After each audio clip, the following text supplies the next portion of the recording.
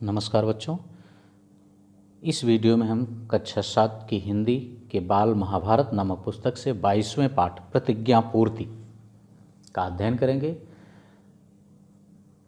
लेकिन इस 22वें पाठ को पढ़ने से पहले यदि इस चैनल को आपने सब्सक्राइब नहीं किया है तो चैनल को सब्सक्राइब अवश्य कर लीजिए, बेल आइकन दबा दीजिए, जिससे कि आपके सिलेबस से संबंधित वीडियो अपलोड होते ही उसका नोटिफिकेशन आपके पास पहुंच जाए। वीडियो को अधिक से अधिक लाइक और शेयर करें। तो आइए हम देखते हैं इस प्रतिज्ञा पूर्ति नामक चैप्टर को।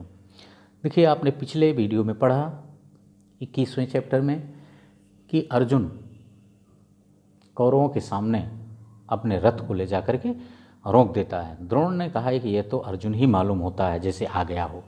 आचार्य की शंका और घबराहट दुर्योधन को अच्छी नहीं लगती।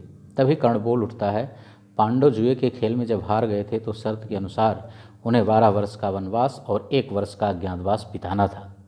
अभी 13वां वर्ष पूरा नहीं हुआ है और अर्जुन हमारे सामने प्रकट हो गया है, तो डर किस बात का है। शर्त के अनुसार पांडवों को फिर से 12 वर्ष का वनवास और 1 वर्ष का अज्ञातवास बिताना होगा। अजीब बात है कि सेना के योद्धा भय के मारे कांप रहे हैं, जबकि उन्हें दिल खोलकर लड़ना चाहिए। आप लोग यही रट लगा रहे हैं कि सामने जो रथ आ रहा है उस पर अर्जुन धनुष ताने बैठा हुआ है, पर वहाँ अर्जुन की बजाय परशुराम हो तो भी हम क्यों डरें। मैं तो अकेला ही जाकर उसका मुकाबला करूँगा और मैंने दुर्योधन को जो वचन दिया है उसे आज पूरा करके दिखाऊंगा। क्योंकि कर्ण ने दुर्योधन को अर्जुन को मारने का यह वचन दिया था और बंदी बनाने का, ठीक है ना। इसीलिए कहा कि मैं आज उस वचन को अपने पूरा करूँगा। कर्ण को यूँ दम भरते हुए देखकर कृपाचार्य को क्रोध आ गया और वे बोले, कर्ण, मूर्खता की बातें ना करो, हम सबको एक साथ मिलकर अर्जुन का मुकाबला करना होगा। यह सुनकर कर्ण को गुस्सा आ गया और वह बोला, आचार्य तो अर्जुन की प्रशंसा करते कभी थकते ही नहीं हैं। अर्जुन की शक्ति को बढ़ा चढ़ाकर बताने की इन्हें एक आदत सी पड़ गई है। न मालूम यह भय के कारण है या अर्जुन को अधिक प्यार करने के कारण। जो भी हो, मैं अकेला ही डटा रहूँगा, अर्थात मैं अकेला ही अर्जुन से युद्ध करता रहूँगा। जब कर्ण ने आचार्य की यूँ चुटकी ली तो कृपाचार्य के भांजे अश्वत्थामा से न रहा गया।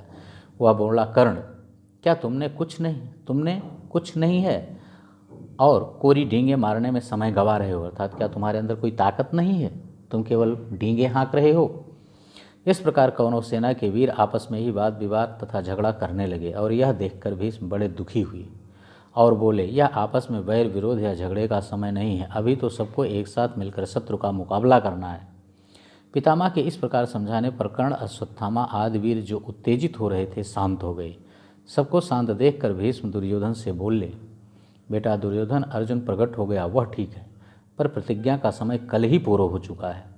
चंद्र और सूर्य की गति, वर्ष, महीने और पक्ष विभाग के पारस्परिक संबंध को अच्छी तरह से जानने वाले मेरे कथन की पुष्टि करेंगे। प्रत्येक वर्ष में एक जैसे महीने नहीं होते। मालूम होता है कि तुम लोगों की गणना में भूल हुई है, इसलिए तुम्हें भ्रम हुआ है। जैसे ही अर्जुन ने गांडीव धनुष की टंकार की थी, मैं समझ गया था कि प्रतिज्ञा की अवधि पूरी हो गई है। दुर्योधन, युद्ध करने से पहले इस बात का निश्चय कर लेना होगा कि पांडवों के साथ संधि कर लें या नहीं।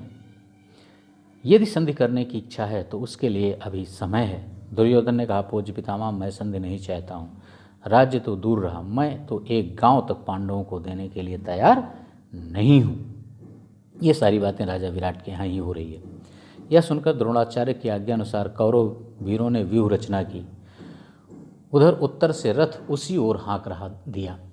उत्तर ने रथ यानी कौरवों सेना की तरफ बढ़ा दिया जिधर दुर्योधन था। अर्जुन ने गांडीव पर चढ़ाकर 2-2 बाण आचार्य द्रोण और पितामह भीष्म की ओर इस तरह छोड़े कि उनके चरणों में जाकर गिरे। इस प्रकार अपने बड़ों की वंदना करके अर्जुन ने दुर्योधन का पीछा किया। अर्जुन को दुर्योधन का पीछा करते देखकर भीष्म आदि सेना लेकर अर्जुन का पीछा करने लगे। अर्जुन ने उस समय अद्भुत रण कौशल का परिचय दिया। बड़ी तेजी से अर्जुन ने युद्ध किया। पहले तो उसने कर्ण पर हमला करके उसे बुरी तरह से घायल करके मैदान से भगा दिया। इसके बाद द्रोणाचार्य की बुरी गत होते देखकर अश्वत्थामा आगे बढ़ा और अर्जुन पर बाण बरसाने लगा। अर्जुन ने जरा सा हटकर द्रोणाचार्य को खिसक जाने का मौका दे दिया। मौका पाकर आचार्य जल्दी से खिसक गए, अर्थात गुरु थे, चूँकि उनको भागने का मौका अर्जुन ने दे दिया और यह मौका देख करके द्रोणाचार्य वहाँ से हट गए। उनके चले जाने के बाद अर्जुन अब अश्वत्थामा पर टूट पड़ा। दोनों में भयानक युद्ध होता रहा। अंत में अश्वत्थामा को हार माननी पड़ी। उसके बाद कृपाचार्य की बारी आई और वह भी हार गए। पांचों महारथी जब इस भांति परास्त हो गए तो फिर सेना किसके बल पर टिकती। सारी कौरव सेना को अर्जुन ने जल्दी ही तितर बितर कर दिया। सारे सैनिक अपनी अपनी जान बचाकर भाग खड़े हुए। इस भांति भीषण युद्ध करते हुए भी अर्जुन ने दुर्योधन का पीछा करना न छोड़ा। पांचों महारथियों द्वारा अर्जुन को एक साथ रोकने का प्रयत्न करने पर भी उसे रोका ना जा सका। अर्जुन आखिर दुर्योधन के निकट पहुंच ही गया। उसने दुर्योधन पर भीषण हमला कर दिया। दुर्योधन घायल हो गया और मैदान छोड़कर भाग खड़ा हुआ। भीष्म ने उससे कहा कि अब वापस हस्तिनापुर लौट चलना चाहिए। भीष्म की सलाह मानकर सारी सेना हार मानकर हस्तिनापुर की ओर लौट चली। इधर युद्ध से लौटते हुए अर्जुन ने उत्तर से कहा कि अपना रथ नगर की ओर ले चलो, तुम्हारी गायें छुड़ा ली गई हैं, शत्रु भी भाग खड़े हुए हैं।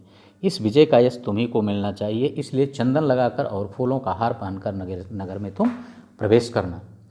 रास्ते में अर्जुन ने फिर से बृहन्नला का वेश धारण कर लिया और राजकुमार उत्तर को रथ पर बैठाकर सारथी के स्थान पर खुद बैठ गया। चूँकि सारथी बनकर ही अर्जुन विराट नगर से निकले थे, ठीक है ना। उन्होंने विराट नगर की और कुछ दूतों को यह आज्ञा देकर भेज दिया कि जाकर घोषणा कर दो कि राजकुमार उत्तर की विजय हुई है। ओके बच्चों, बस इस पार्ट में इतना ही इस वीडियो में। लेकिन यदि इस चैनल को अभी तक आपने सब्सक्राइब नहीं किया तो चैनल को सब्सक्राइब अवश्य कर लें और वीडियो को अधिक से अधिक लाइक और शेयर करें। हमें भी कमेंट करके ये ज़रूर बताएं कि ये वीडियो आपको कैसा लगा। Okay, thank you.